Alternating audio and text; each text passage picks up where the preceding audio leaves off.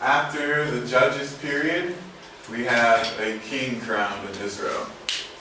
После периода судей в Израиле случилась коронация царя. And of course, that first king is Saul. И, конечно же, первым из этих царей был Саул. These three kings, Saul, David, and Solomon, ruled over the entire nation. И вот эти три царя, Саул, Давид и Соломон, управляли всей нацией. And they each ruled for about 40 years. И каждый из них правил порядка 40 лет. After Solomon, the kingdom was split. После Соломона царство разделилось. So that's why this is sectioned off into a different period, the United Monarchy. И поэтому это разделяет отделяет именно этот период как объединенную монархию, когда под руководством царя находится вся нация. So we read about this in Samuel, the books of Samuel and Kings. И мы читаем об этом в книгах царств с 1 по 4, ну или 1, 2 Самуила и 1, 2 царств. We have a lot of information in the Bible that tells us about Saul, David, and Solomon.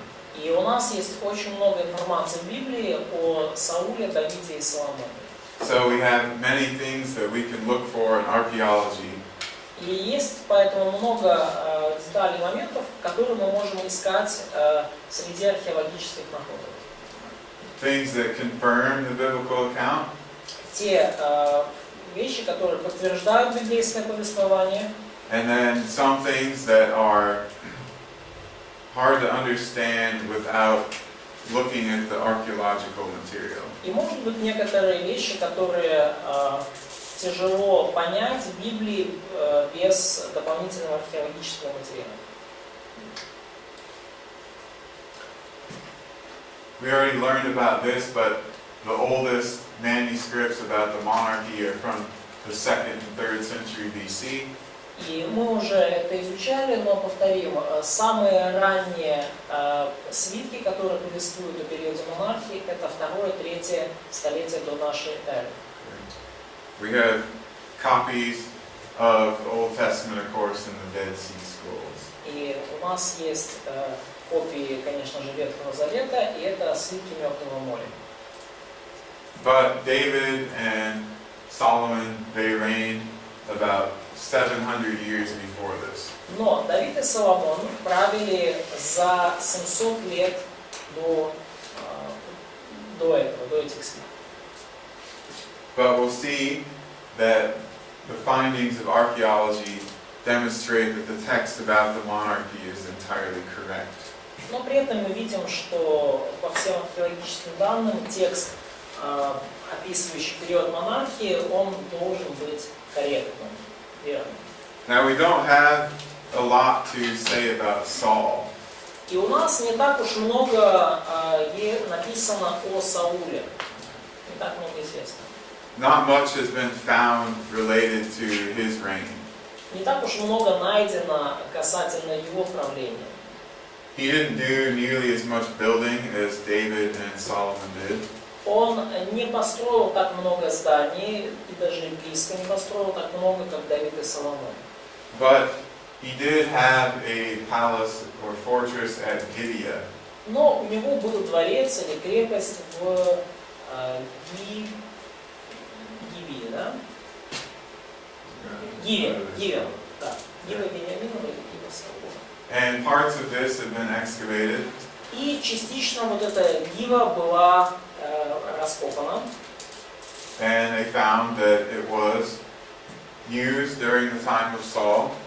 И было обнаружено, что эта крепость использовалась во времена Саула. And then it looks like it was destroyed perhaps around the time of David's reign. И кажется, что была она уничтожена где-то примерно во времена Давида. We don't have any inscriptions from the reign of Saul that mention him specifically. И у нас нету никаких надписей времен Саула, которые бы прямо его упоминали. Maybe some will be found in the future. Может быть, какие-то мы найдем в будущем. Mostly he was fighting the Philistines, В основном он занимался тем, что воевал с филистимлянами. so perhaps they would have mentioned him in their records somewhere. Ну, то есть, по идее, они должны где-то в своих летописях его упомянуть. But we have almost no surviving records of the Philistines, or that the Philistines wrote from this group. Но проблема в том, что у нас практически не сохранилось никаких записей или письменных источников от филистимлян. So they might not have been interested in recording their history very much. Может быть, их просто не особо заботила запись собственной истории. One interesting artifact from around the time of Saul is a weight. И один из интересных артефактов времен Саула – это гири, мерные гири. Read this passage in your Bible. Прочитайте, пожалуйста, в вашей Библии 1 Царств 13:21.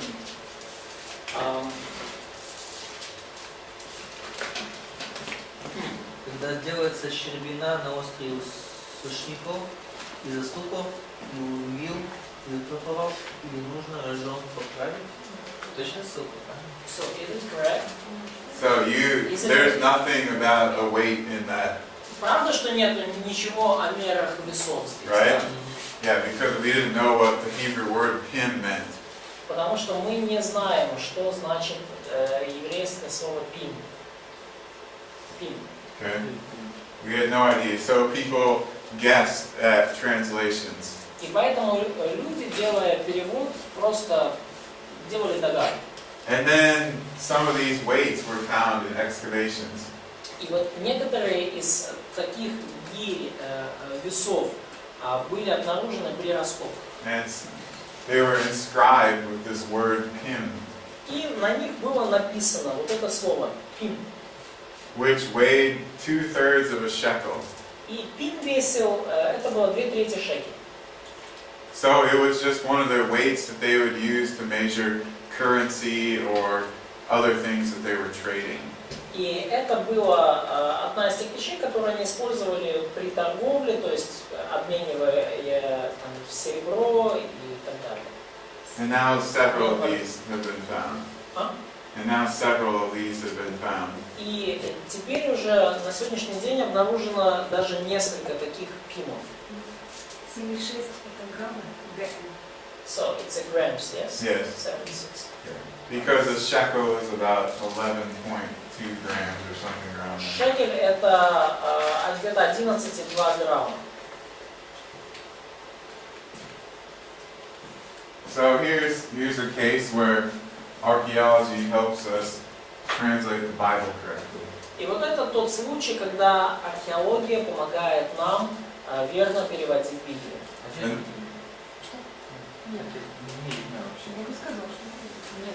there are many instances of this. Usually, though, it's words that only occur once in the Old Testament, but they're found in the writings of other ancient Ну, peoples. есть много подобных случаев, когда слово в Ветхом Завете встречается только один раз, но зато его часто можно встретить в писаниях, других древних писаниях. So as we find more and more Hebrew texts or Semitic inscriptions, then we understand the ancient language better. По мере того, как мы находим больше еврейских текстов или семитских надписей, мы все лучше и лучше понимаем язык. There's another really strange practice that we read about in the book of Samuel, or Kings for you. И есть еще одна очень странная обычай, есть, которая описана в книге Царств или книге Самуила, но для нас кажется странным очень. Does anybody remember when Saul asked David to bring him a bunch of foreskins of the Philistines? Помните, да, что как Саул попросил Давида в качестве приданого принести скальпы из этих филистимлян. So this is actually a practice that people often did in that time period. И на самом деле такой обычай был очень распространен в этот временной период. We have accounts of Egyptians bringing like chopped hands or bringing foreskins to the Pharaoh to show they killed this many enemies. То есть мы читаем о египтянах, которые приносили там отрубленные руки или скальпы врагов. Это обрезание, а не Крайняя скальп. плоть. Это крайняя плоть. Ну, Все понятно. понимают. Anyway, it's a weird request by Saul, but apparently people did that around the time of Saul. Но, то есть мы понимаем, что очень как бы странный запрос был у Саула в это время, но так или иначе люди в то время этим занимались. This is a plan of an Israelite house. И вот это план израильского дома.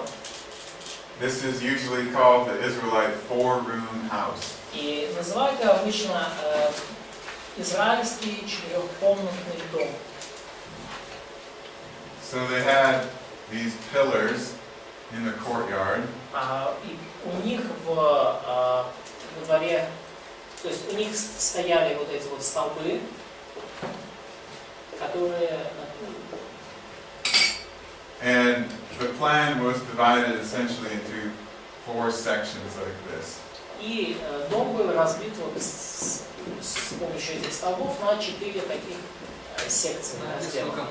There are different variants, Есть различные варианты, but in general, they divided the house up like this, но обычно они разделяли дом следующим образом. which is why it's referred to as the four-room house. Почему его и называют четырехкомнатным домом? They had a courtyard here where they would keep the animals at night. Но у них был как бы дворик вот здесь вот, в секции 3, где они ночью держали животных. These parts had a roof, sometimes this had no roof. Cats and dogs. Значит, заштрихованные части, там была крыша, а вот в этой части, как загончик маленький, там крыша могло и не быть. Sheep and donkeys and cows. Да, ослы, овечки, коровы. Or they might make pottery in here, do some other kind of industrial or commercial activity. Или, например, патовые. Yeah. Или они могли поставить там гончарный круг и прямо там во дворе дома заниматься каким-то ремеслом и, короче, делать бизнес. And this general house plan is found from the period of the Judges all the way until the Babylonians exile the Judeans. То есть тут и такой общий план дома, мы его находим, начиная со времен судей и заканчивая временем Вавилонского плена. And they often had a second level over part of the house. И часто над частью дома был также второй этаж, второй уровень. And then even on the roof, they seem to have used this for something, had a railing, like a balcony. Да. То есть и даже на крыше кажется, что они для чего-то эту крышу использовали, потому что там есть перила, балкон. In the law of Moses, they're supposed to build a balcony or railing around the roof of their house so that people don't fall off and die. Согласно закону Моисееву, положено было строить на крыше дома, на плоской крыше нужно было ставить перила, своего рода балкончик, чтобы люди не падали с крыши и не помирали. Let's see the size of this house. Do you guys calculate house or apartment sizes in square meters? Вы в квадратных метрах измеряете площадь, meters. In square or cubic meters? In square, of course. In square. If you count square. Okay. All right. So often these houses occupied about 120 square meters. И очень часто этот дом занимал 120 метров квадратных. Okay. So, is it two levels or one level? That's 2 levels. Ну, 120 метров квадратных на 2 этажах. But that's not accounting for the space that the walls took up and so forth. Но So it's like your ground floor area. То есть, ну это только площадь, понятное дело, пола, да. Вот. So, but it's not include wall, the roof, yes? No, not the Да, roof. крыша не Not включается. this part. Да. Okay. It's roofed living space. You know, you have a roof over your Да, то head. есть, ну это пространство, которое находится под крышей. So everybody could have some of their own space in here. То есть в таком доме у каждого может быть какое-то собственное личное пространство. In cities, they built their houses really close together, but you know, they didn't try to fit 10 people in a room this size. Но и в городе они строили дома близко друг к другу, но все равно они не пытались вот, ну, в такую комнату там набить там 10 человек. By the way, also notice the plan of this house. Но также обратите внимание, вот в плане этого дома, From the central courtyard, you can access any of the three main areas. из центрального вот этого комнаты-дворика можно было попасть в каждую из комнат. So if you're practicing the purity laws, then you don't have to render anyone else ritually impure. И потому, если вы так детально соблюдаете ритуальные законы о чистоте, вам не надо проходить через комнату кого-то, кто ритуально нечист. They can go to their room section of the house. They don't have to pass through everybody else's area. То есть вы можете просто напрямую заходить в свою часть дома и не проходя при этом через комнату кого-то, кто нечист. Это типа не один владелец этого 4-комнатного дома? So there wasn't one owner of such building. No, it's a family house. Это семейный дом. So usually the immediate family and sometimes maybe grandparents if they were too old or maybe a spouse of one of the kids, something like that. Ну, то есть это могла быть, собственно, семья там с детьми, там может быть бабушка с дедушкой, может быть там супруг кого-то из старших детей. Usually though, once you got married, you went and built your own house. Ну, обычно, когда вы вступали в брак, вы шли и строили собственный дом. Right. So not a lot about Saul, but we have much more about David. Итак, о Сауле у нас сказано немного, но о Давиде информации куда больше.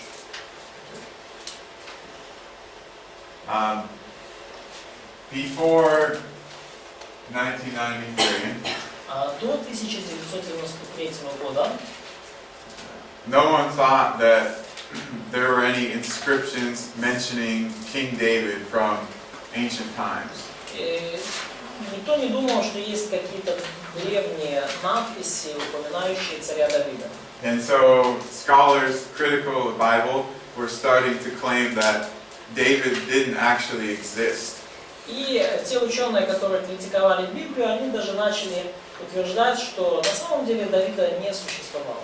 They said that the later writers just made him up like he was this legendary king of the Israelites. Они утверждали, что более поздние авторы, они просто выдумали такого персонажа, вот такого вот легендарного царя.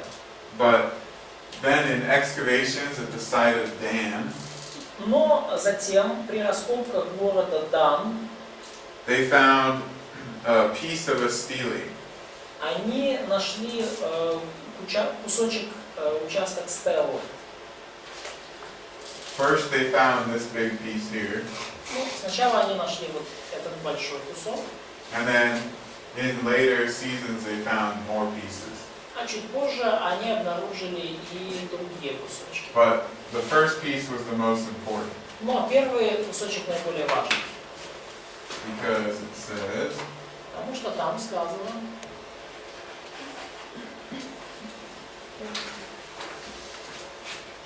what's that? что это? Yeah. Дом Давида? House of David. And this was a phrase that they used in ancient times to refer to the dynasty started by a particular king. Ну и вот эта фраза «дом кого-то», «дом Давида», она использовалась в древнем мире, чтобы указать на династию, начатую тем или иным царем. And this is talked about in the context of other Israelite and Judean kings. И здесь говорится именно в контексте других израильтян и царей иудейских. Okay? See here? Видите? Для чего было выделено светлое жертву? So why it was just highlighted by... It's highlighted in the museum so that people can see it. Но они это в музее подсветили немножко, чтобы люди видели.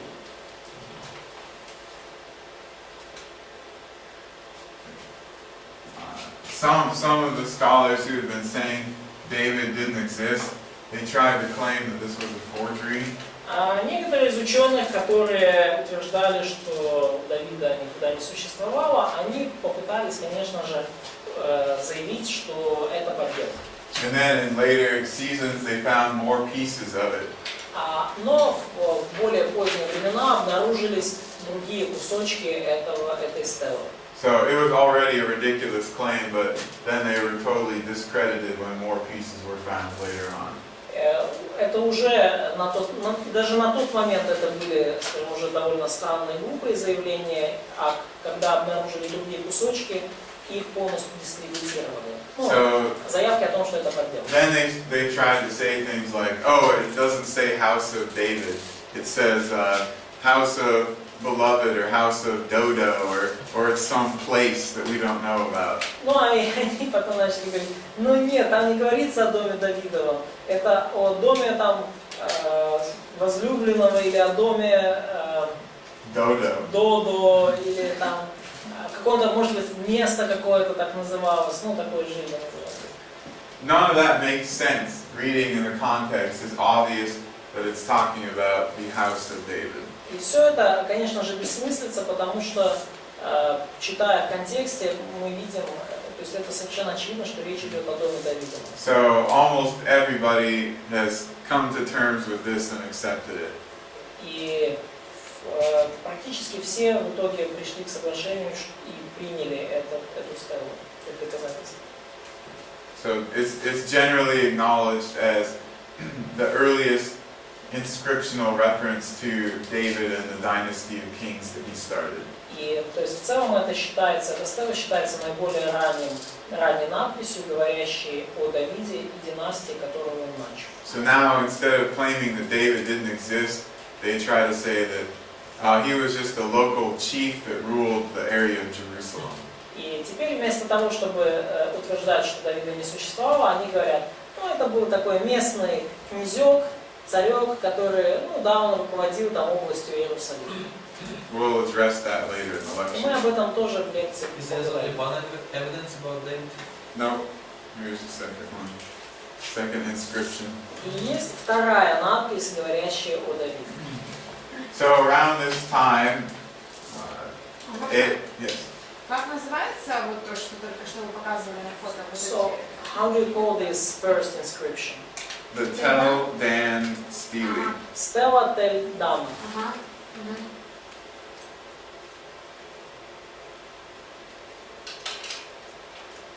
About the same time, an epigrapher, this is somebody who studies ancient writing, И примерно в то же время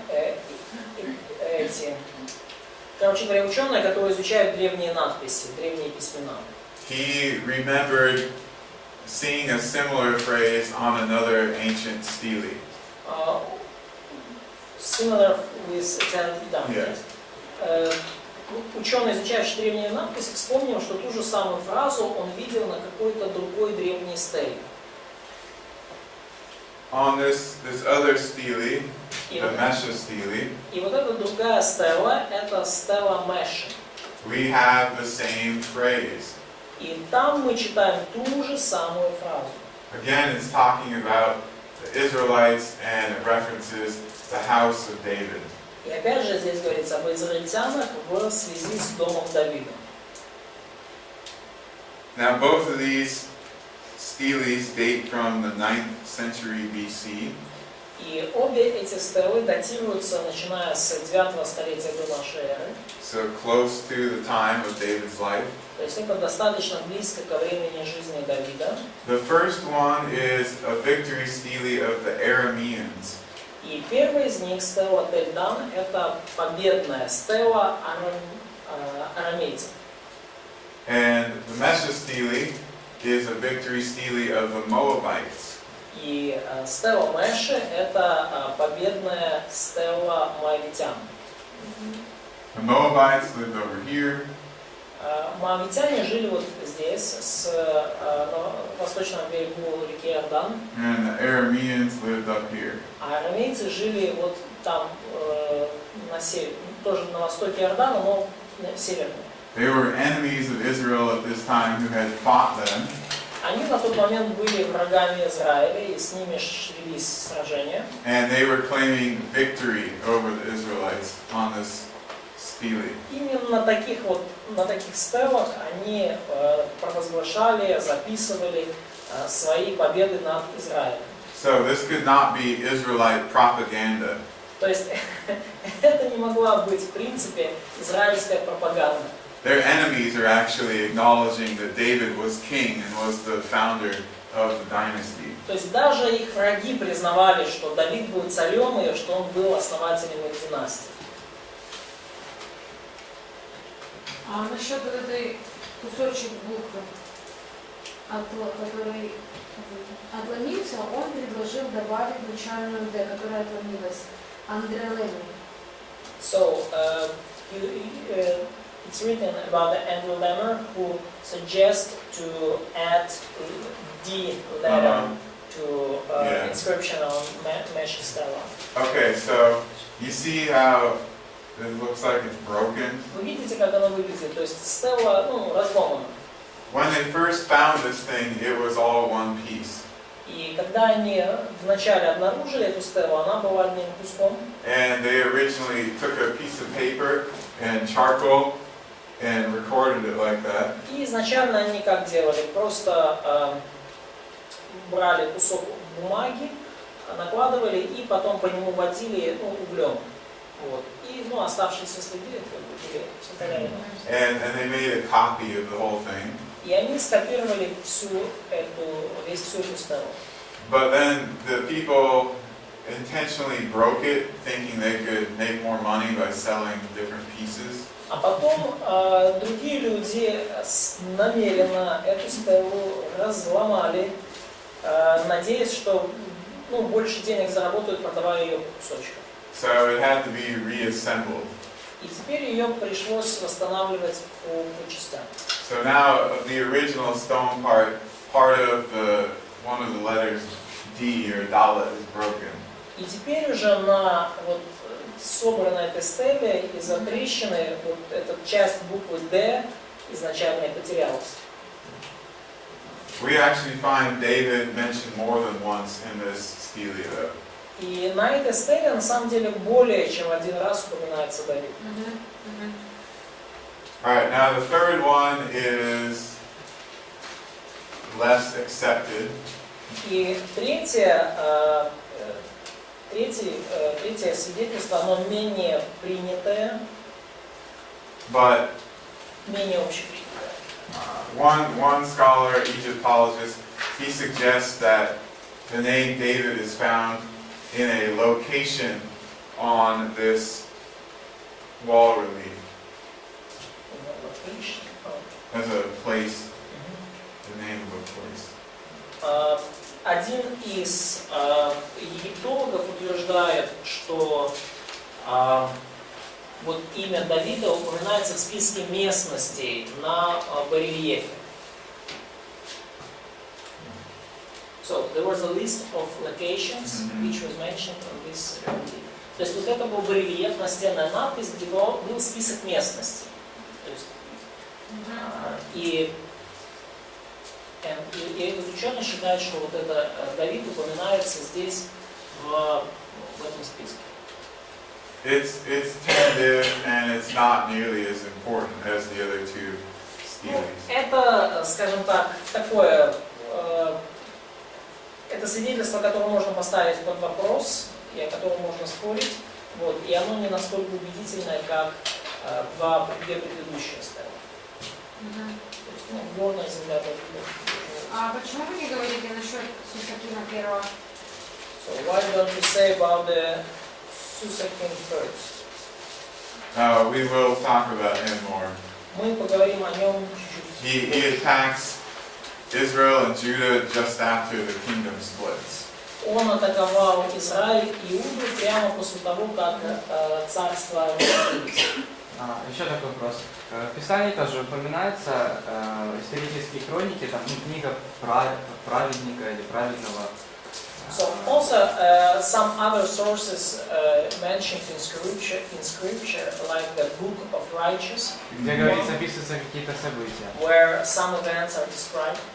Остались ли, если какие-то тоже переписывали эту Библию, историю Израиля, те, возможно, So do you have тоже some manuscripts with these sources? We don't have those anymore. У нас нет их. So they were lost or they were not preserved over time. Они или были утеряны, или не сохранились. Вот потом уже вопрос, книга летописи Израиля, да, вот это тоже не ученик? So Book of Chronicles of Israel. It's also not Right. Or like the book of Yashar. Книга, Don't know where that, we don't have that either.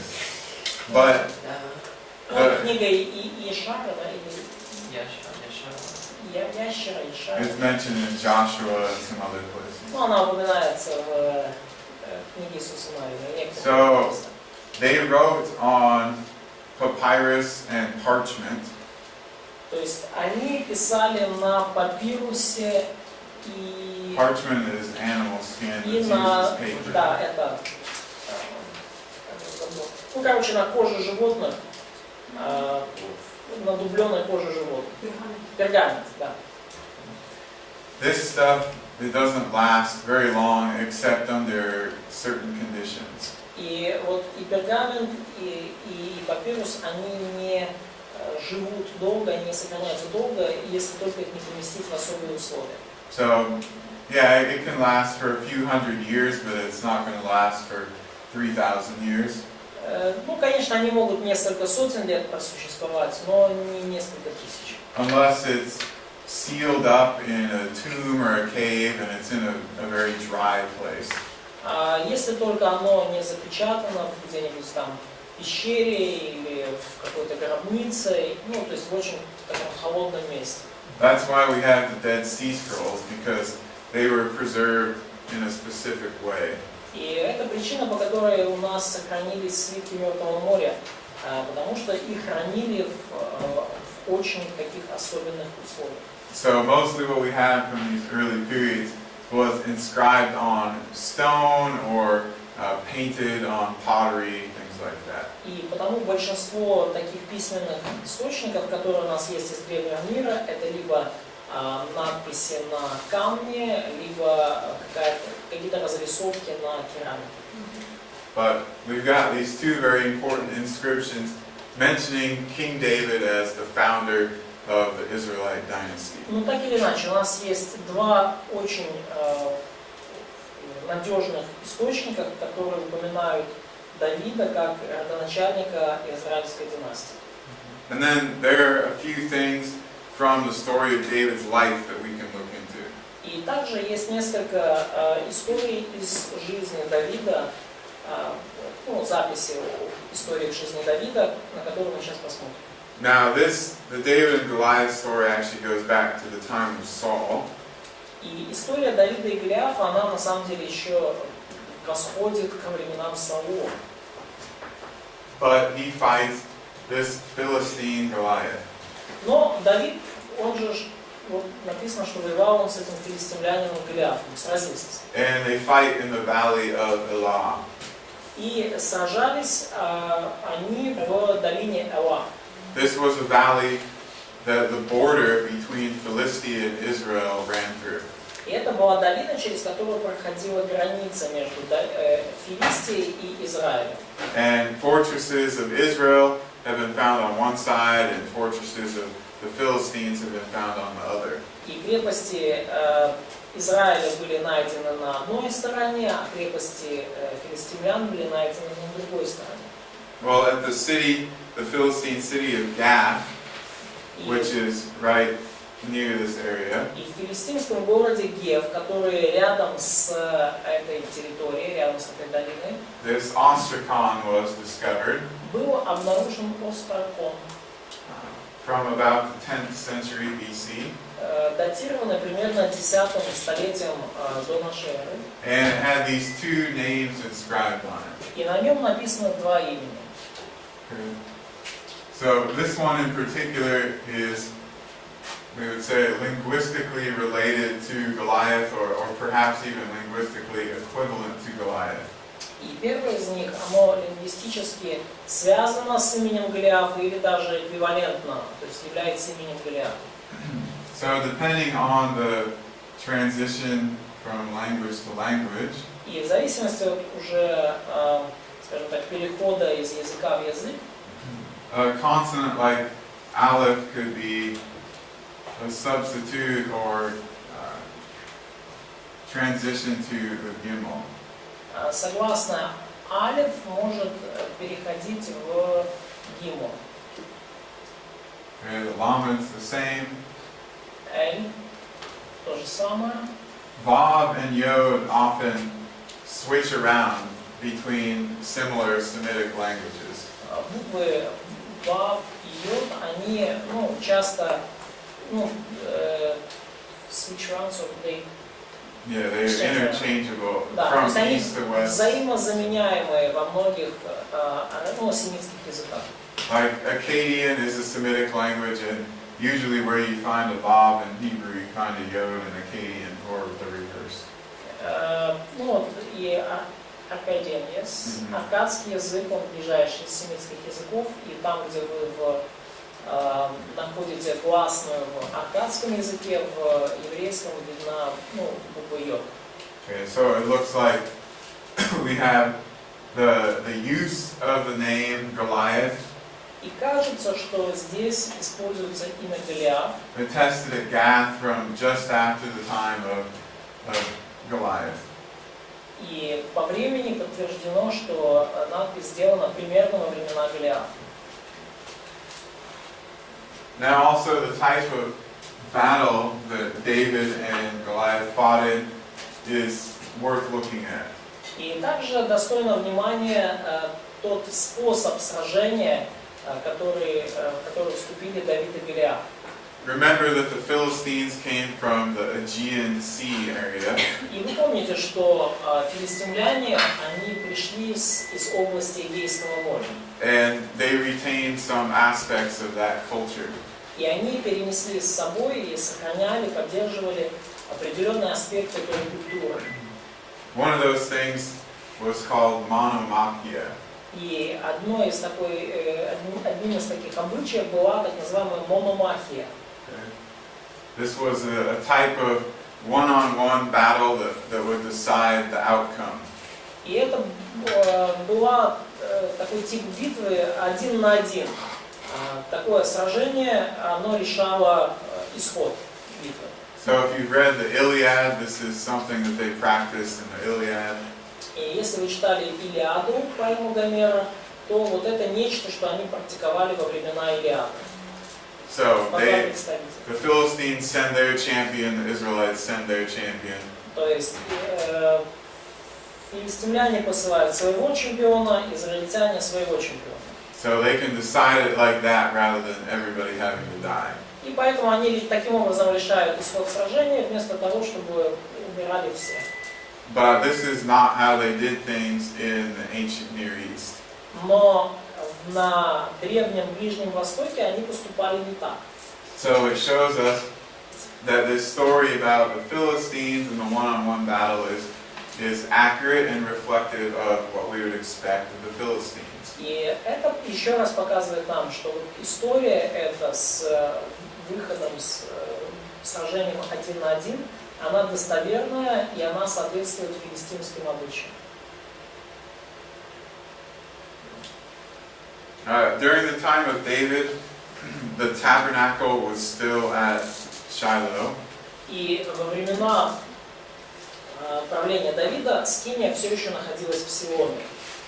This is a reconstruction of the tabernacle. И вот эта реконструкция с скинией.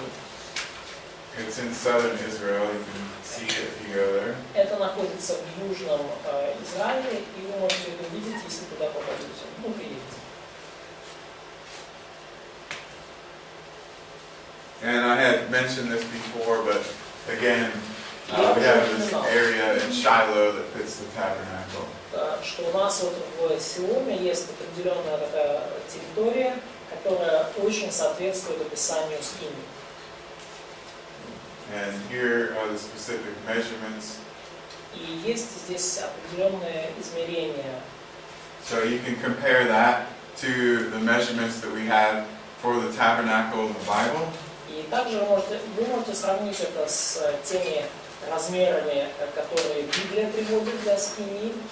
And again, we have just the right amount of space for the tabernacle, and then a little bit of space out here for people bringing their sacrifices and so forth. И таким образом мы видим, что у нас есть достаточно места для скинии и еще определенная территория, где люди, например, могли приносить свои жертвы, там, ну, территория рядом. All right, let's go to lunch. И что ж, давайте на этой радостной ноте пойдем